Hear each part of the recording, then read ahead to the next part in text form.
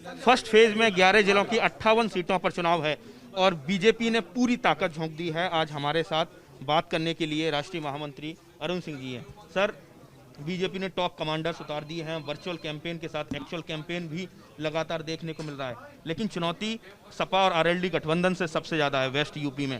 तो क्या देख रहे हैं, किस तरह का रिस्पॉन्स? देख, किसी प्रकार की कोई चुनौती नहीं है, जो हमने भी देखा है और आपने भी देखा।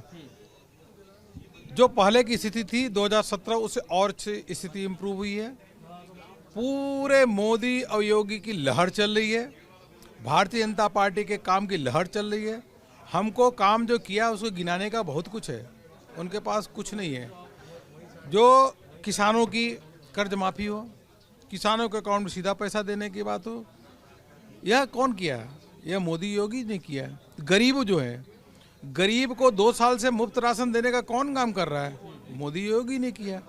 आखिर ये तो बताएं, अखिलेश जी को यह बताना चाहिए कि उनके राज्य में दंगा जब होते थे, क्यों भूल गए कि कोसी के दंगा, एक ने 3 बार कोसी का दंगा हुआ, कोसी का दंगा समाप्त नहीं हुआ, पिलखुआ का दंगा हुआ, और पिलखुआ में भी जाकर के क्या हुआ, यहाँ तक तो थाने जला दिए गए, उसके बाद भी कार्रवाई नहीं हुई।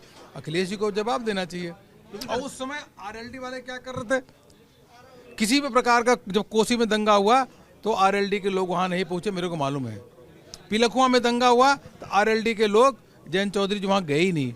और आज लेकिन सर, बयानबाजी काफी तेज है। कल मुख्यमंत्री जी आगरा में थे, उन्होंने कहा कि खून से रंगी हुई है लाल टोपी, और उन्होंने ये भी कहा कि औरंगजेब वर्सेस, उन्होंने गोकुला जाट की बात कही। तो यानी कहीं ना कहीं सर विकास की बात हो रही है, लेकिन जो बीजेपी के मुख्य एजेंडे हैं, हिंदुत्व की बात है, या यूँ कहा जाए जो पोलराइजेशन को लेकर भी बीजेपी लगातार एक बाद एक तीर। विकास के लिए सबसे मूलभूत आवश्यकता है शांति और व्यवस्था, कानून का राज।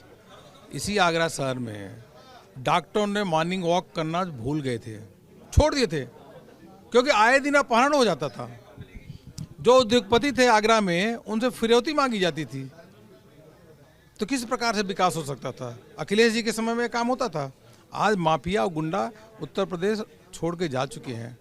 आप सर अखिलेश यादव पर सवाल खड़े कर रहे हैं, आप उनको तमंचावादी पार्टी कह रहे हैं। अखिलेश यादव ट्वीट करके कह रहे हैं कि आपने तो सैकड़ा पूरा कर दिया है जो आपराधिक पृष्ठभूमि के प्रश्न। यही अगर ब्रज में पूछिए अखिलेश जी से या जयंत चौधरी से भी पूछिए कि कितने बार जन्माष्टमी के कार्यक्रमों में जाकर के भाग लिया, कितने बार रंगोत्सव के कार्यक्रमों में भाग लिया। ये योगी जी हैं जो भारत की सभ्यता, भारत का कल्चर और यहाँ का पूरे ब्रज का जो है एक सम्मान है, उसको बढ़ाने का काम कर रहे हैं। लगातार की लड़ाई सर ब्रज में जाके कहा जाए टिकी है। करहल का चुनाव बहुत ज्यादा रोचक कर दिया है। कहीं ना कहीं अखिलेश यादव को चक्रव्यूह में फंसाने की कोशिश है। एसपी सिंह वगैरह ब्रज में अपने आप ही ब्रज से विजय होती तो पूरे प्रदेश में विजय होगी। और ब्रज में भारतीय जनता पार्टी के पक्ष में माहौल है। और ब्रज तो ऐसा है कि ब्रज में जो घूम लिया वो तो धन्य हो जाता है। एक कहावत है ना पुरानी कि मुक्ति मुक्ति कहे गोपाल सो, मेरी मुक्ति बताओ। ब्रज रज उड़ मस्तक लगे, मुक्ति मुक्त हो जाए। तो वह योगी जी 12 बार मथुरा वृंदावन आते हैं, ब्रज के रज में घूमते हैं।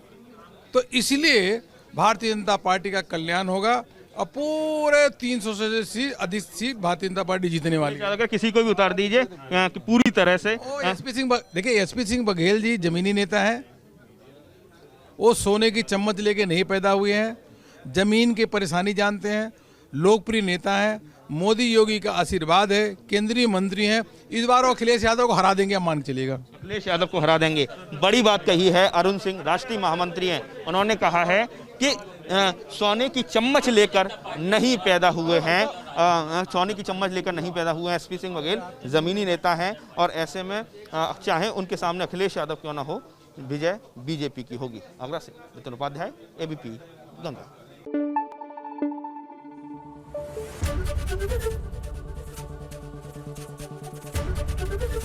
एबीपी गंगा, खबर आपकी, जुबान आपकी।